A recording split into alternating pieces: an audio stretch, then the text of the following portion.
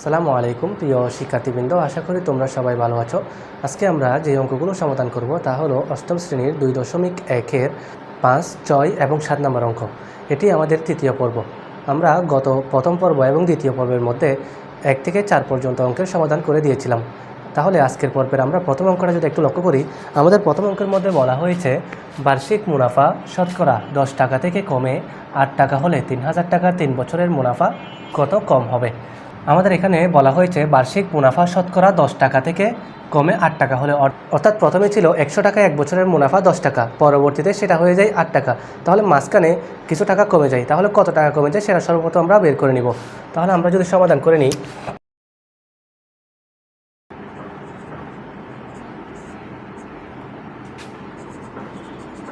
একশো টাকার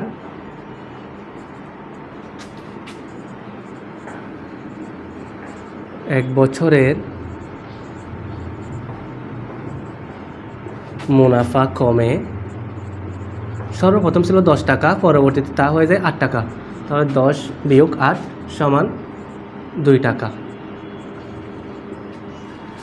তাহলে 1 টাকার 1 বছরের মুনাফা কমে, উপরে 2, নিচে 100। এবার আমাদের এখানে বলা হয়েছিল 3000 টাকার 3 বছরের মুনাফা কত কম হবে। তাহলে আমরা লিখি 3000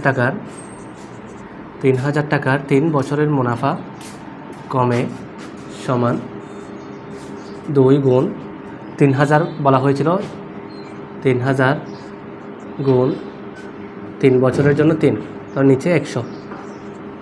100 এর 2টা শূন্য কাটি, 3000 থেকে 2টা শূন্য কাটি, তাহলে 30 দিয়ে যদি 2কে গুণ করি, 30 2 × 60, 60 দিয়ে যদি 3কে গুণ করি তাহলে আমাদের হয় 180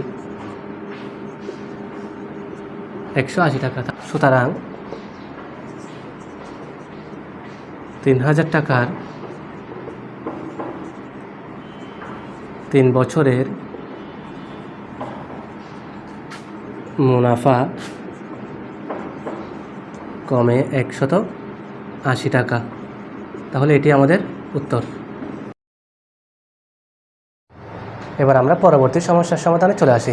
আমাদের পরবর্তী সমস্যাটি হলো এই অধ্যায়ের 6 নম্বর অঙ্ক। আমাদের 6 নম্বর অঙ্কের মধ্যে বলা হয়েছে বার্ষিক শতকরা মুনাফা কত হলে 13,000 টাকার 5 বছরের মুনাফা আসলে 18,850 টাকা হবে। আমাদের শতকরা মুনাফা বলতে এখানে মুনাফার হারকে বোঝানো হয়েছে। 13,000 টাকাটা হলো আমাদের আসল টাকা এবং 5 বছরকে আমরা সময় হিসেবে ধরে নিব, এবং মুনাফা আসলে 18,850 টাকা। এই যে 18,850 টাকা, এই টাকার মধ্যে মুনাফাও আছে এবং আসলও দেওয়া আছে। আমাদের আবার আলাদা করে আসলের একটি মান দেওয়া আছে। তাহলে আমরা যদি মুনাফা আসল থেকে আসলটা বাদ দিয়ে দিই, তার সর্বপ্রথম মুনাফাটা পেয়ে যাব। আমরা প্রথমে লিখে নিব, দেওয়া আছে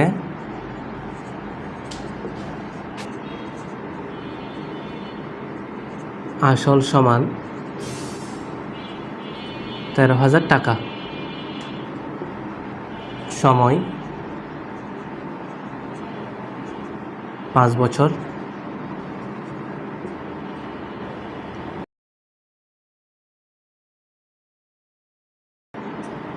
মুনাফা আসল সমান 18,850 টাকা।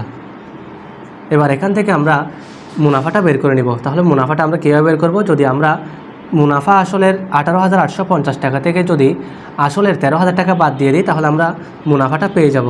সুতরাং মুনাফা সমান 18,850 বিয়োগ 13,000 টাকা।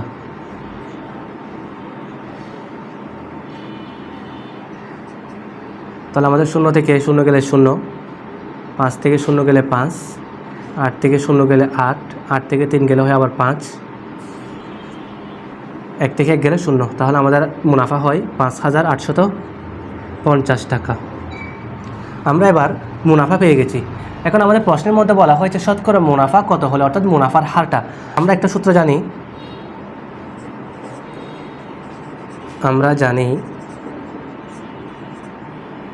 I = P/R/N। আমরা জানি মুনাফার হারকে আর দিয়ে বোঝানো হয়। আমরা যদি পুরো রাশিটাকে পক্ষান্তর করে দিই, P/R/N = I। বা আরকে রেখে পি এবং এনকে যদি আমরা পক্ষান্তর করে দিই তাহলে আমাদের গুণাকার আছে, অন্য পাশে গিয়ে সেটা হয়ে যাবে ভাগ। আর ইকুয়াল উপর আই নিচে পি এবং এন, বা আর ইকুয়াল আয়ের একটা আমরা মান পেয়েছিলাম 5850, পি এর একটি মান আছে 13,000 টাকা।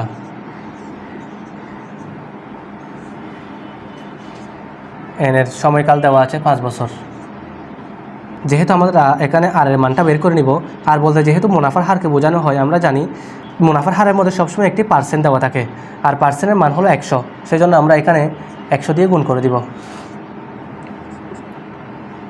আমরা যদি এখান থেকে দুইটা শূন্য কাটি, এখান থেকে দুইটা শূন্য কাটি, আবার এখান থেকে একটা শূন্য, এখান থেকে একটা শূন্য কাটি, তাহলে আমাদের থাকে উপরে 585, নিচে 13 আর 5 গুণ করে দিলে হয় 65। 585কে 65 দিয়ে ভাগ করলে আমাদের হয় 9 সমান 9%। তাহলে আমাদের বার্ষিক শতকরা 9% হলে 13,000 টাকা, 5 বছরের মুনাফা আসলে 18,850 টাকা হবে। এবার আমরা লিখি উত্তর 9%।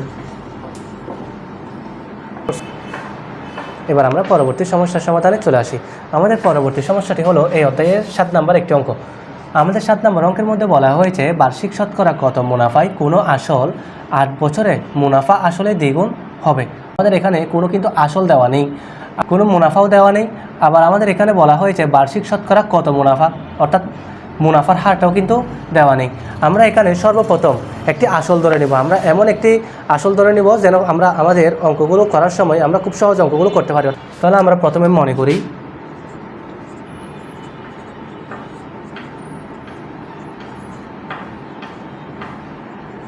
আসল সমান 100 টাকা।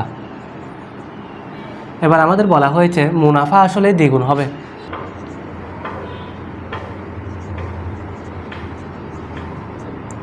মুনাফা আসল সমান 100 গুণ, যেহেতু দ্বিগুণ তাই আমরা 2 দিয়ে গুণ করে দিব, 200 টাকা।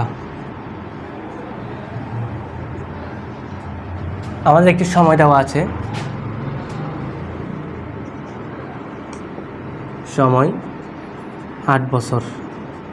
আমাদের এই অঙ্কের মধ্যে কোনো মুনাফা দেওয়া নেই, তাই আমরা এখানে যেহেতু আসল একটা আমরা ধরে নিয়েছিলাম এবং মুনাফা আসলে আমরা পেয়ে গেছি, সর্বপ্রথম এখান থেকে আমরা মুনাফাটা বের করে নিব। আমরা গত অঙ্কের মধ্যে করছিলাম মুনাফা আসল থেকে যদি আমরা আসলটা বাদ দিয়ে দিই তাহলে আমরা মুনাফাটি পেয়ে যাই। তাহলে আমরা লিখি সুতরাং মুনাফা সমান, মুনাফা আসল ছিল 200, সেখান থেকে আমরা বাদ দিয়ে দিব 100 টাকা। সুতরাং 200 থেকে 100 গেলে 100 টাকা। এবার আমরা মুনাফার হারটা বের করে নিব। আমরা একটি সূত্র জানি, আমরা জানি আই সমান PRN। আমরা যদি পুরো রাশিটাকে পক্ষান্তর করে নিই, PRN ইকুয়াল আই, বা যেহেতু আমরা আর এর মানটা বের করব তাহলে আমরা আরকে রেখে বাকিগুলোকে পক্ষান্তর করে দিব, উপরে আই নিচে PN, বা আর ইকুয়াল, তাহলে আমরা একটি মুনাফার মান পেয়েছিলাম 100, পি এর একটি মান পেয়েছিলাম 100, এন এর একটি মান দেওয়া আছে 8 বছর গুণ 8।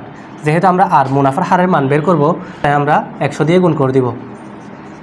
তাহলে এখানে 100, এখানে 100 কাটা যায়, বাকি থাকে 100 এবং 8। আমরা যদি 100কে 8 দিয়ে ভাগ করি তাহলে আমাদের হয় 12.5। যেহেতু মুনাফার হার সেজন্য আমরা এখানে পার্সেন্ট বসাই দিব। এবার আমাদের এখানে বলা হয়েছে বার্ষিক শতকরা কত মুনাফায়, তাহলে বার্ষিক শতকরা 12.5% মুনাফায় কোনো আসল 8 বছরে মুনাফা আসলে দ্বিগুণ হবে। আমরা উত্তরটা লিখে দিই, উত্তর 12.5%।